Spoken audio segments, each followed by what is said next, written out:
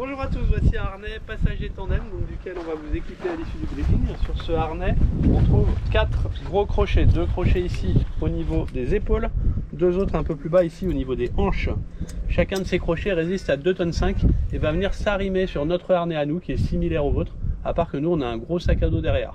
Dans ce gros sac à dos, on trouve 2 voiles, une voile principale, une voile de secours au cas où, toutes les deux prévues pour emporter 2 personnes. Et en plus de ça, dans tous les parachutes, il y a un appareil électronique qui ouvrirait tout seul la voile de secours si jamais nous on ne fait rien à 600 mètres du sol.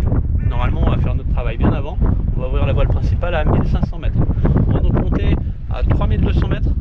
On va faire environ 30-35 secondes en chute libre. On va être posé sur un matelas d'air, on va se sentir flotter, voler, c'est super agréable. Il n'y a que le départ de l'hélicoptère qui est assez impressionnant, c'est la phase d'accélération. On se sent un petit peu tomber pendant les quelques premières secondes et après on est porté par l'air. 1500 mètres, on ouvre le parachute, une balade de 4-5 minutes sous le parachute pour atterrir juste ici dans l'herbe. Donc il y aura un tandem qui sera installé au bord ici et le deuxième qui sera un petit peu plus au fond ici. On sera déjà tout serré, tout harnaché avant de décoller. Donc au moment de l'embarquement, on vous fera venir sur nos cuisses et on vous demandera de nous aider à serrer les sangles des crochets du bas. Il suffira de tirer dessus. Le but du jeu, nous rapprocher, nous solidariser au niveau des hanches. Ensuite, on accrochera les deux du haut. On vous passera les lunettes pour la chute libre et on sera prêt à partir dès le décollage, même si on ne va pas sauter tout de suite. Il y a environ 10-12 minutes pour monter à l'altitude de largage. Chose qu'on va vous demander, dès qu'on aura le feu vert du pilote, mettre les mains au harnais ici, comme si vous teniez un sac à dos, les bras le long du corps. Dès que le pilote nous donne le feu vert, on va pivoter vers l'extérieur, on met les jambes dehors. Là, on va vous pousser un petit peu. C'est le moniteur qui est assis sur le bord de l'avion. Vous aurez même plus les fesses sur le bord. Vous pouvez venir chercher avec les pieds ici sur le patin ou laisser pendre les jambes devant le patin, comme ceci. D'accord. Surtout attention à ne pas garder les jambes derrière. Vous imaginez bien que pour les tibias, ce serait pas très agréable.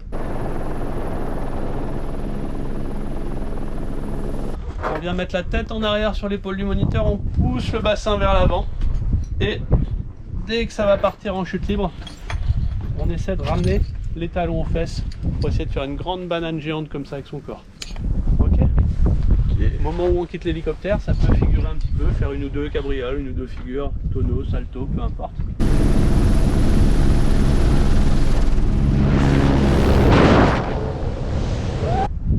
Nous on va stabiliser la chute libre au bout de 3-4 secondes, 4-5 secondes, allongé, à plat ventre sur l'air. Et là vous allez sentir une petite tape sur l'épaule droite. À ce signal, vous pourrez lâcher le harnais, déployer vos bras sur l'air.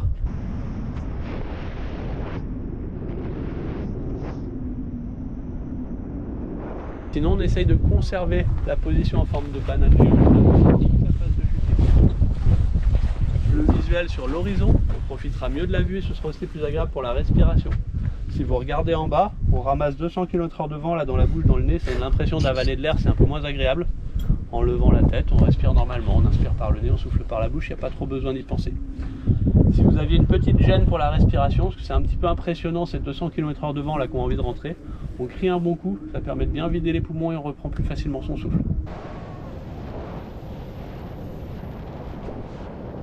30-35 secondes comme ça allongé sur l'air pour en profiter. À 1500 mètres, on va ouvrir le parachute. On va passer donc de allongé à debout sous le parachute. Ça se fait naturellement, il n'y a rien à faire de particulier.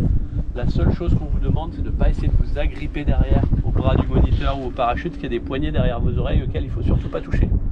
Donc si vous êtes à l'aise, vous pouvez laisser les bras dans l'air. Si vous aviez l'envie ou le réflexe de vous tenir quelque part, c'est comme au départ, à votre harnais ici.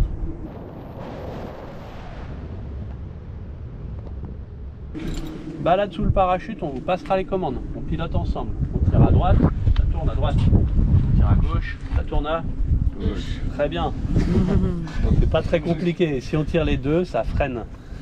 On fait ça ensemble jusqu'à 300-400 mètres du sol. Un peu de virage, beaucoup de virage. Ça dépend surtout de comment vous vous sentez. Le but du jeu étant que le repas de midi reste à l'intérieur. D'accord ? Nous, on est derrière. Le vent ramène tout derrière, on n'a pas envie d'en prendre plein la face. Donc si vous sentez que ça vous brasse, attendez pas que ce soit rendu là pour nous le dire. D'accord ? Vous nous le dites tout de suite, on calme le jeu. Si l'estomac est accroché que vous voulez vous amuser, on s'amuse. C'est à la carte. Bord à droite.